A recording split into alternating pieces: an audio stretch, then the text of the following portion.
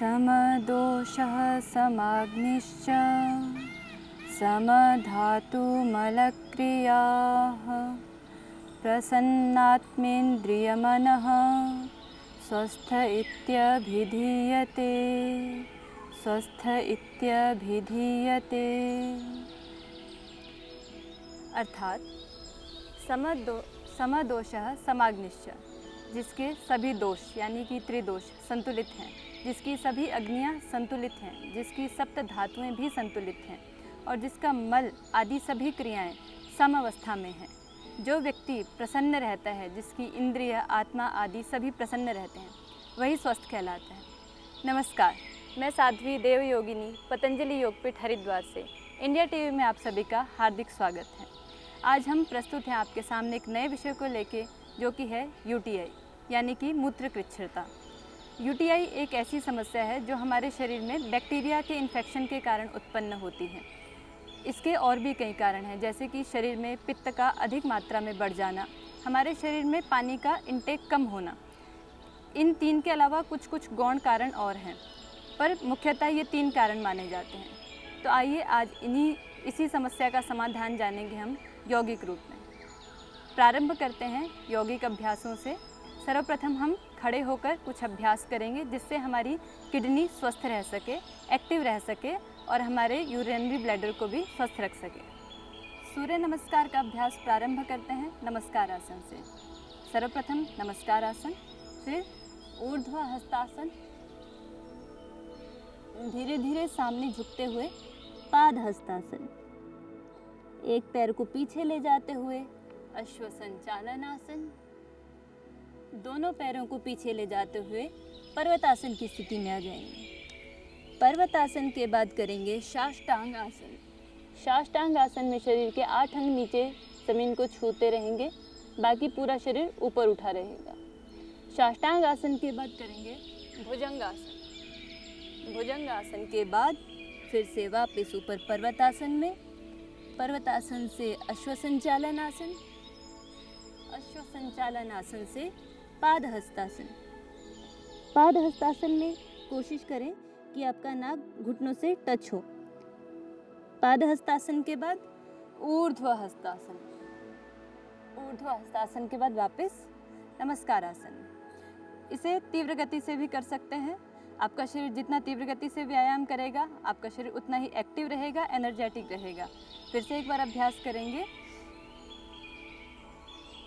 पाद हस्तासन, अश्व संचालन आसन, पर्वतासन, साष्टांगासन, भुजंगासन, पर्वतासन, अश्व संचालन आसन, पाद हस्तासन, ऊर्ध्व हस्तासन, नमस्कार आसन। इसका अभ्यास आप 21 से लेकर 108 बार तक कर सकते हैं। आइए अब हम कुछ अभ्यास करेंगे बैठकों का, जिससे आपके शरीर के साथ साथ किडनी भी स्वस्थ रहे। तो हम कुछ प्रारंभिक बेसिक अभ्यास जानेंगे बैठकों का। बैठकों के लिए सीधे खड़े हो जाएं।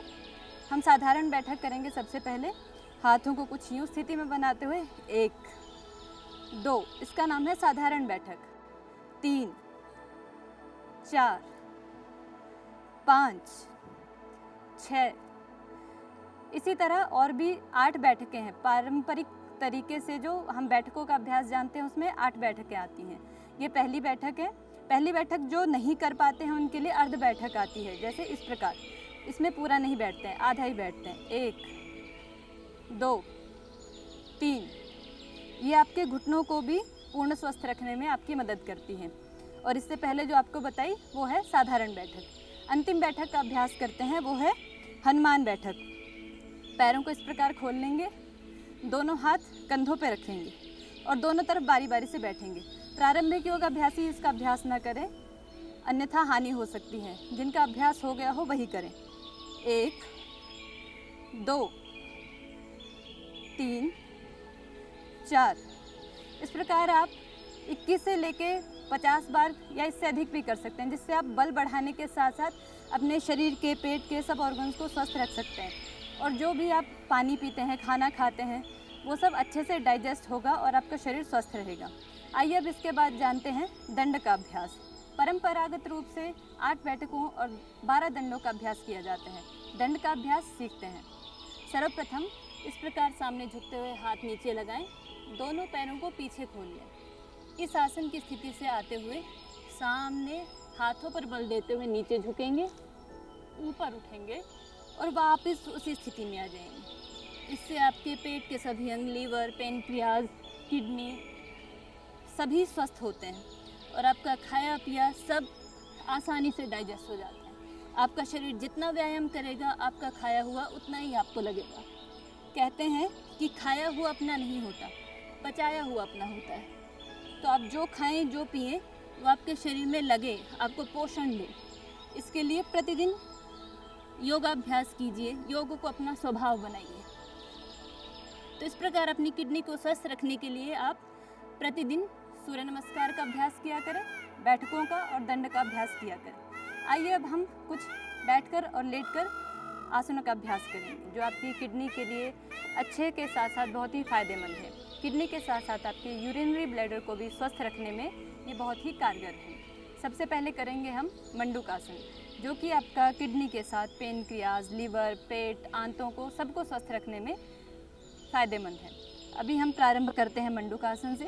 मंडूकासन के लिए आ जाएंगे वज्रासन में। वज्रासन में बैठ के अपने दोनों हाथों की मुट्ठियां बंद करके, अंगूठों को अंदर करके नाभि के दोनों ओर रखेंगे। लंबी गहरी श्वास लेंगे,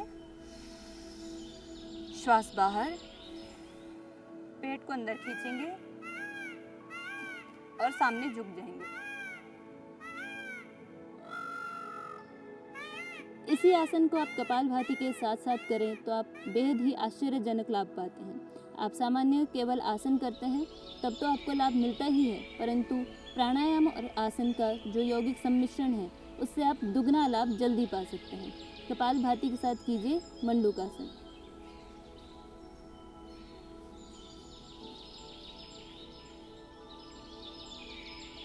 तो इस प्रकार इसे 2-5 मिनट से लेकर 10 मिनट तक समय बढ़ाएं और जल्दी अपने पेट के अंगों को स्वस्थ बनाएं। आइए अब हम जानते हैं अगले आसन का अभ्यास, जिसका नाम है योग मुद्रासन। योग मुद्रासन के लिए हम लगाएंगे पद्मासन। पद्मासन लगाने के लिए आप एक पैर को उठाकर दूसरी जंघा पे रखेंगे, दूसरे पैर को उठाकर दूसरी जंघा पे रखेंगे। दोनों हाथों की स्थिति मुट्ठियां बंद, या फिर आप हथेलियां खुली भी रख सकते हैं। हथेली पर हथेली या फिर मुट्ठियां बंद करके, दोनों तरीके से कर सकते हैं। अभी हम करेंगे मुट्ठियां बंद करके। दोनों मुट्ठियों को बंद करके नाभि के आसपास लगाएं, श्वास बाहर छोड़कर पेट को अंदर खींचकर आगे झुक जाएं और कपालभाति के साथ साथ करें योग मुद्रासन का अभ्यास।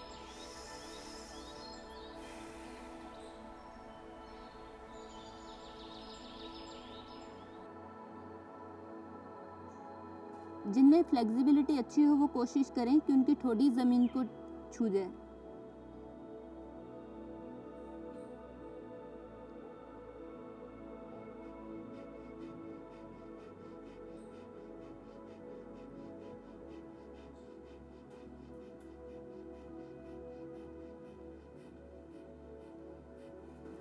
कुछ लोग आसन को कुछ सेकंड तक करते हैं और अभ्यास छोड़ देते हैं। आसन का लाभ शुरू होना होता है 2 मिनट से।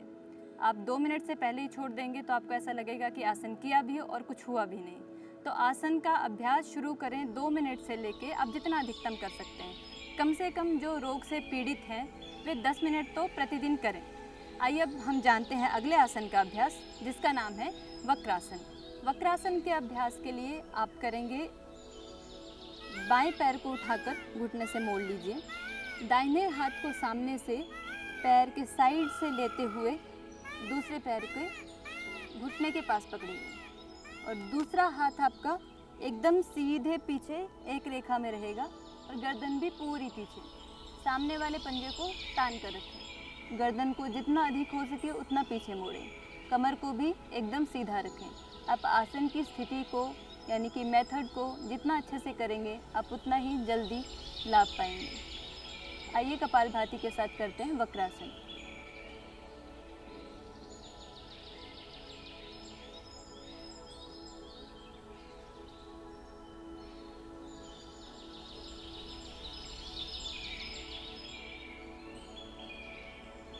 धीरे धीरे धीरे रिलीज़ करते हुए हाथ को ऊपर से पीछे लेके जाएं, पैर को सीधा कर लें। आप पेट के अंगों के लिए यानी कि लीवर, किडनी, पेनक्रियाज, पित्ताशय, इन सब में से आंतों के लिए, किसी के लिए भी अगर आसन करते हैं तो उनको कपालभाति के साथ ही करें, अवश्य करें। आप कपालभाति के साथ उदरांगों के लिए अभ्यास करेंगे तो आपके लिए बेहद ही फायदेमंद सिद्ध होंगे। आइए अब जानते हैं अगले आसन का अभ्यास, जिसका नाम है अर्धमत्स्येंद्र आसन। अर्धमत्स्येंद्र आसन करने के लिए आप अपने दोनों पैरों को घुटनों से मोड़ेंगे, बाएं पैर को नीचे से फोल्ड करके रख लेंगे, दाहिने पैर को उसके ऊपर से उठाकर घुटने के साइड में रख लेंगे। फिर जो आपका पैर खड़ा है यानी कि जिसका घुटना ऊपर है, उससे ऑपोजिट हाथ को इस प्रकार घुटने के पीछे से लेकर उसी पैर के पंजे को पकड़ें और दूसरे हाथ को कमर पे रख लें।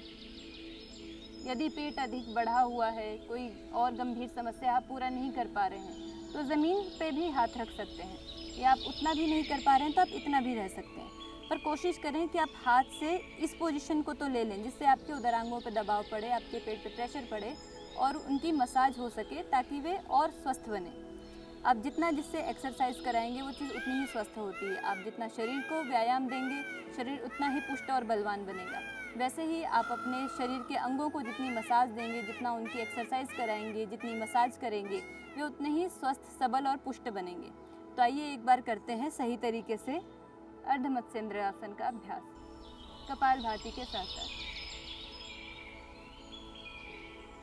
कमर को झुकने ना दें, कमर को यथासंभव सीधा रखें।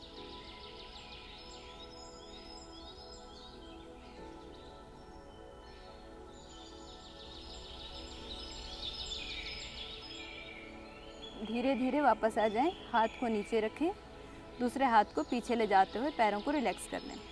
यथासंभव का अर्थ अक्सर लोग समझते हैं जितना हमसे हो पाता है उतना।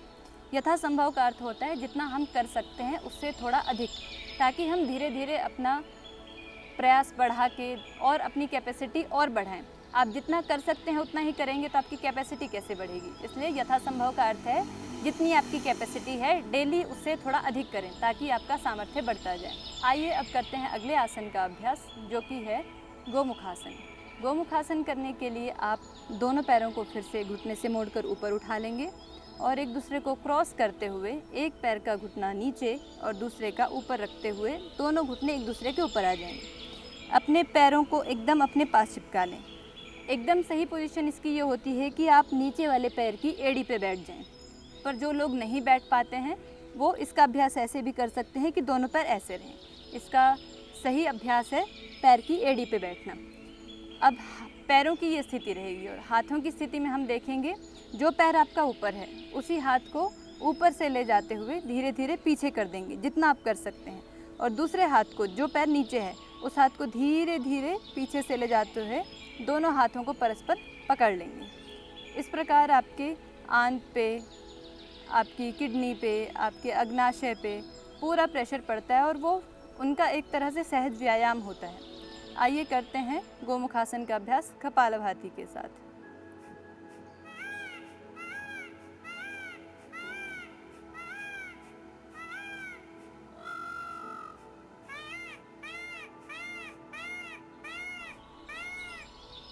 तो इस प्रकार हर आसन का अभ्यास 2-5 मिनट से लेकर आप 21 मिनट तक बढ़ा सकते हैं। सामान्यतः रोग की अवस्था में 10 मिनट से प्रारंभ करें। यदि आप प्रारंभ में नहीं भी कर पाते हैं तो एक बार 2 मिनट करें, फिर वापस आएँ, कुछ क्षण का विश्राम लेके फिर से 2 मिनट करें। इस तरह बढ़ाते बढ़ाते धीरे धीरे आप 10 से 21 मिनट तक और गंभीर रोगों की अवस्था में इससे भी अधिक कर सकते हैं। तो अभी हमने देखा कि किस प्रकार किडनी के लिए और यूरिनरी इन्फेक्शन के लिए किया जाता है बैठ के किए जाने वाले आसनों का अभ्यास। आइए अब देखते हैं कि कैसे हम लेटकर अपने उदर के अंगों को, अपने पेट के अंदर के अंगों को, ऑर्गन्स को स्वस्थ रख सकते हैं। आइए लेट के जानते हैं आसनों का अभ्यास। सबसे पहले करवट लेते हुए पेट के बल लेट जाएं।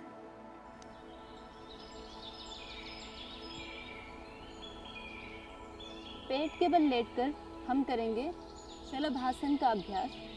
शलभासन में से आप 2 अभ्यास करेंगे। शलभासन के कई प्रकार होते हैं, पर उदरांगों के लिए मुख्यतः हम इसके 2 आसनों का अभ्यास करेंगे, जिसे विपरीत नौकासन भी कहते हैं। विपरीत नौकासन के लिए आप क्या करेंगे, दोनों हाथों को सामने खोल लेंगे और अब हाथों और पैरों को दोनों तरफ से दोनों को एक साथ उठाएंगे। यथासंभव जितना अधिक उठा सके उतना अधिक उठाएं और श्वास को होल्ड करके रखें। हो सके तो कपालभाति के साथ साथ करें।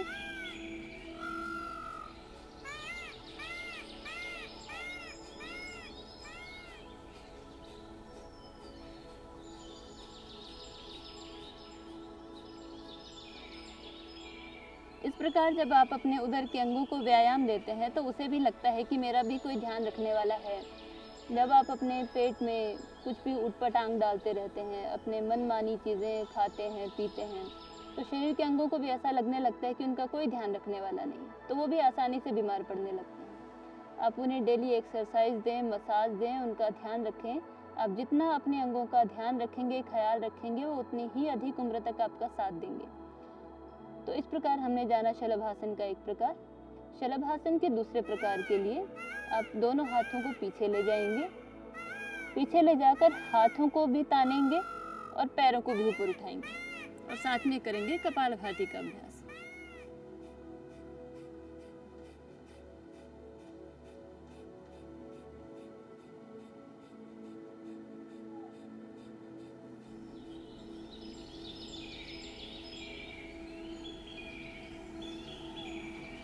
धीरे धीरे वापस आ जाएंगे। ये हुए पेट के बल किए जाने वाले आसन। आइए अब लेट जाते हैं पीठ के बल।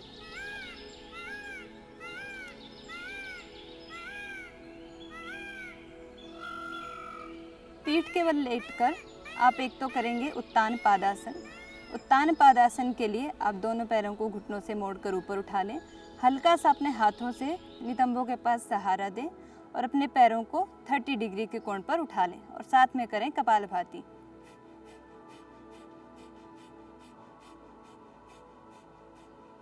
यह आसन आपकी किडनी को स्वस्थ रखने के साथ साथ ही मोटापे के लिए, नाभि धारण के लिए और आपके और भी कई रोगों के लिए लाभदायक है। इसी प्रकार इस आसन को कुछ देर करें और धीरे धीरे पैरों को वापस लें। अब इसके बाद हम जानेंगे नौकासन का अभ्यास। नौकासन के अभ्यास के लिए दोनों तरफ से उठेंगे, हाथों और पैरों को दोनों को उठाएंगे।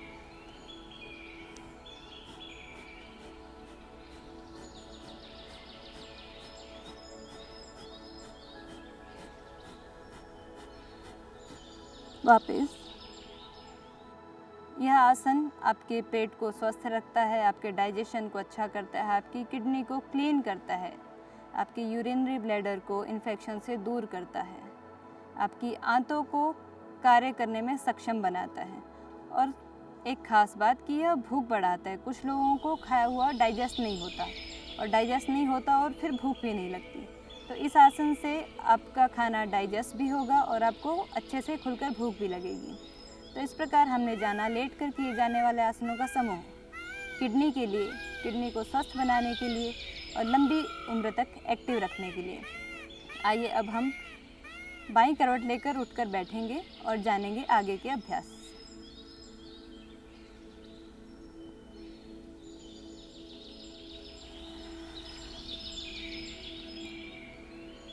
तो अभी तक हमने देखा कि आसनों से किस प्रकार हम अपनी किडनी को और यूरिनरी ब्लैडर को स्वस्थ रख सकते हैं, हेल्दी रख सकते हैं।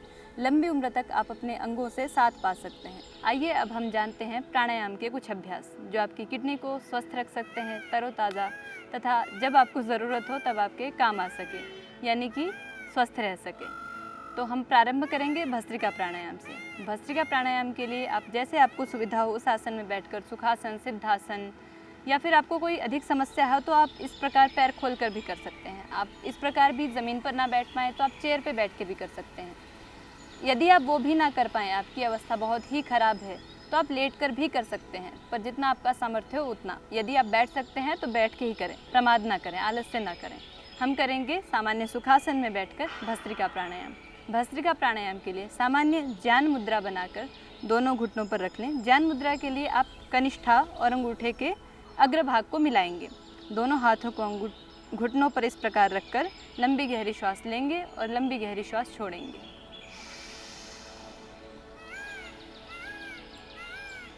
एक बात ध्यान रखने लायक और यह है कि जिस अंग से संबंधित आपको रोग हो उसके लिए जब आप योगाभ्यास करें तो उसी रोग से संबंधित, उसी अंग से संबंधित चक्र पर ध्यान करें।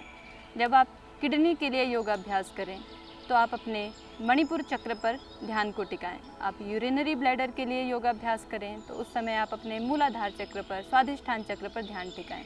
आपके मणिपुर चक्र का स्थान होता है पेट में। आपके शरीर के यदि बीच से 2 भाग किए जाएं तो एकदम मध्य में जो स्थान होता है वहाँ पे हमारे चक्रों का स्थान होता है। ये कोई भौतिक चीज़ नहीं है, भौतिक वस्तु नहीं है कि आपको दिखाई दे, ये महसूस करने की चीज़ है, शक्तियाँ हैं एक प्रकार से, तो आप इसकी शक्ति महसूस कर सकते हैं। मणिपुर चक्र से कुछ नीचे होता है स्वादिष्ठान चक्र और एकदम मूल भाग में होता है हमारे मूलाधार चक्र। तो आप बारी बारी से इन तीनों चक्रों पर ध्यान टिकाते हुए करेंगे भस्त्रिका प्राणायाम का अभ्यास।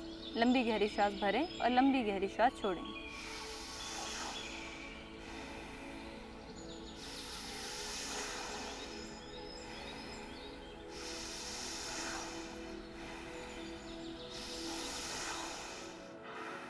आप भस्त्रिका प्राणायाम की गति अपने शरीर सामर्थ्य के हिसाब से रख सकते हैं। आप सामान्य स्वस्थ हैं तो सामान्य गति रखें, मध्यम स्वस्थ हैं तो मध्यम गति रखें, यदि आप पूर्ण स्वस्थ हैं तो एकदम तीव्र गति रखें।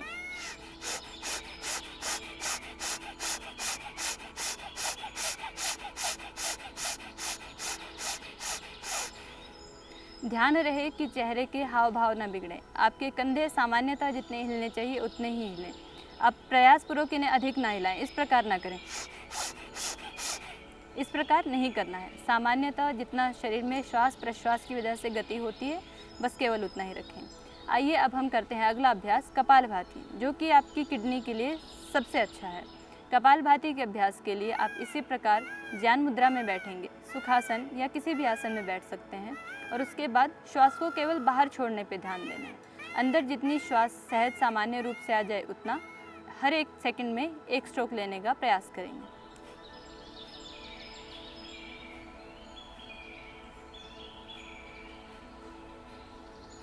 इसकी गति बढ़ाकर भी कर सकते हैं।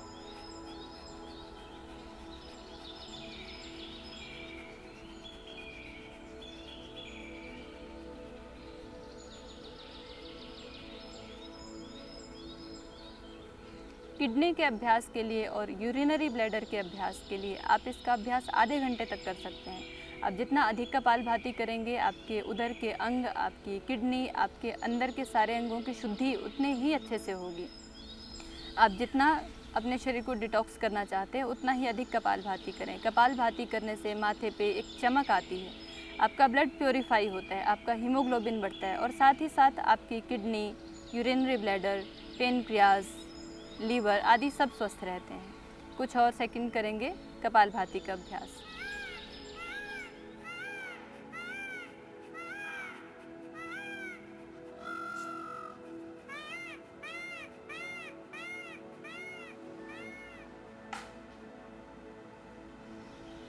आइए अब इसी क्रम में हम जानेंगे बाह्य प्राणायाम का अभ्यास।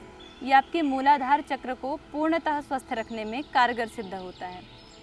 बाह्य प्राणायाम का जब आप अभ्यास करते हैं तो आपका मूलाधार चक्र, उसकी शक्तियाँ भी जागृत होती हैं और वह स्वस्थ भी होता है। उसमें एक जीवनीय शक्ति आती है और आपकी यूरिनरी ब्लैडर और आपके जितने भी मूत्र संस्थान के अंग हैं सभी स्वस्थ होते हैं और उनमें एक नई ऊर्जा आती है। तो आइए हम जानते हैं किस प्रकार करेंगे बाह्य प्राणायाम का अभ्यास। बाह्य प्राणायाम के लिए लंबी गहरी श्वास भरें, श्वास बाहर छोड़ दें, अपने पेट को अंदर खींचें,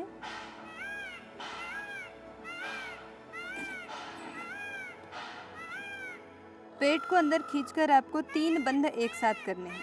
सबसे ऊपर आपके कंठ में लगता है जालंधर बंध, जो कि आप जब इस प्रकार ठोड़ी को गर्दन से टच करते हैं तो अपने आप जालंधर बंध लग जाता है। और जब आप पेट को अंदर खींच के रखते हैं तो उड्डयन बंध अपने आप लग जाते हैं। और जब आप अपने मूल स्थान को खींचते हैं, अपने एनस को ऊपर की ओर खींचते हैं तो आपका मूल बंध अपने आप लग जाता है। यह आपके वीर्य को बढ़ाता है, आपकी जीवनीय शक्ति को बढ़ाता है, आपके जीवन का ऊर्ध्वारोहण करता है और साथ ही साथ आपके मूत्र संस्थान के सभी अंगों को स्वस्थ करता है। आइए एक बार फिर से करते हैं बाह्य प्राणायाम का अभ्यास। लंबी गहरी श्वास भरें, श्वास बाहर, पेट को अंदर खींचें और तीनों बंधों का एक साथ अभ्यास करें।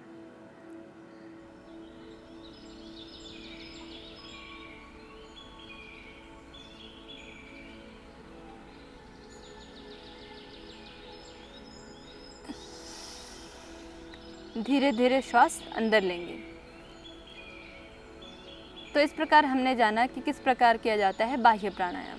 बाह्य प्राणायाम आपके यूरिनरी ब्लैडर को स्वस्थ रखने के लिए सबसे अच्छा प्राणायाम है। कपालभाति और बाह्य प्राणायाम, ये दो प्राणायाम आप प्रतिदिन अवश्य करें। इसी क्रम में आगे हम जानते हैं अनुलोम विलोम का अभ्यास। अनुलोम विलोम के अभ्यास के लिए दोनों हाथों को इस प्रकार वायु मुद्रा में ले लें और एक हाथ से नासिका को बंद करते हुए दूसरी तरफ से लंबी गहरी श्वास लें और उस नासिका पुट को बंद करते हुए दूसरी तरफ से श्वास बाहर। फिर से श्वास लें, दूसरी तरफ से श्वास बाहर। इस प्रकार अपने संपूर्ण शरीर को स्वस्थ रखने के लिए, समग्र स्वास्थ्य प्रदान करने के लिए आप प्रतिदिन अनुलोम विलोम का अभ्यास करें। आपके अंगों को डेली एक्टिव रखने के लिए प्रतिदिन इस अभ्यास को ज़रूर करें। अंत में हम जानते हैं शीतली प्राणायाम का अभ्यास। क्योंकि यूटीआई का एक मुख्य कारण शरीर में पित्त का बढ़ना भी है, तो हम शीतली प्राणायाम से कैसे शरीर को शीतल रख सकते हैं, आइए इसके लिए जानते हैं शीतली प्राणायाम का अभ्यास। शीतली प्राणायाम के अभ्यास के लिए आप दोनों हाथों को इस प्रकार ध्यान मुद्रा में भी रख सकते हैं या फिर इस प्रकार ज्ञान मुद्रा में भी रख सकते हैं। आपको जैसे सुविधा हो वैसे रखें। अपनी जीभ को कुछ इस प्रकार फोल्ड करते हुए श्वास अंदर लें,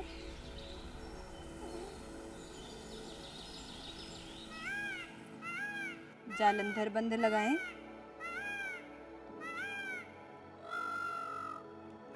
कुछ सेकंड तक इसमें होल्ड करते हुए अपनी दाहिनी नासिका को बंद करते हुए श्वास बाहर छोड़ दें।